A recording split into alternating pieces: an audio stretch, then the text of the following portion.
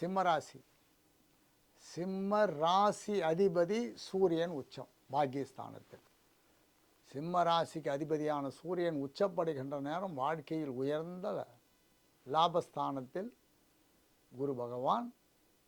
இப்போ பாருங்கள், சிம்ம ராசிக்கு பாக்கியஸ்தானத்தில் சூரியன் உச்சம். சிம்ம ராசிக்கு சூரியன் உச்சப்படுகின்ற நேரம் வாழ்க்கையினுடைய தரத்தை உயர்த்திடுவார். வாழ்க்கை தரம் உயர்ந்துவிடும். இந்த தரம் உயர்கின்ற பொழுது, வாழ்க்கை தரம் உயர்கின்ற பொழுது நீங்கள் என்னவா இருக்கீங்களோ அதை விட டாப்பில் போயிடுவீங்க. என்னவா இருந்தாலும் அதில் டாப்பில் போயிடுவீங்க. இப்போ சிம்மராசிக்கு சனி பகவான் 8ஆம் இடத்துல இருக்க, புதன் நீச்சமாகிறார்.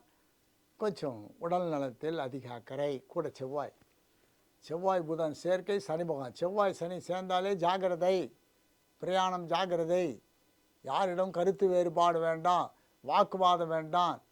அப்போ வாக்குஸ்தானாதிபதியான புதன் நீச்சப்படுகின்ற பொழுது யாரிடமும் கருத்து வேறுபாடு, ஒற்றுமையாக இருங்க.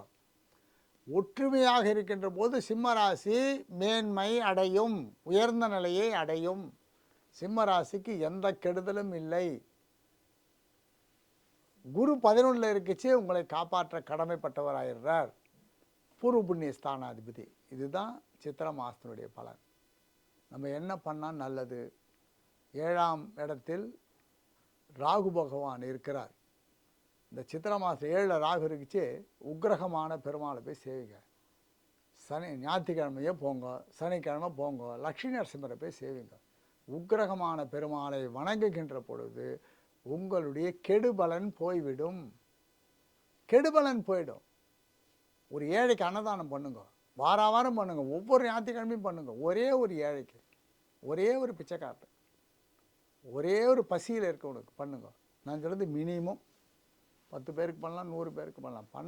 பண்ண உங்கள் ஜாதகம் மேன்மை அடைந்து விடும்.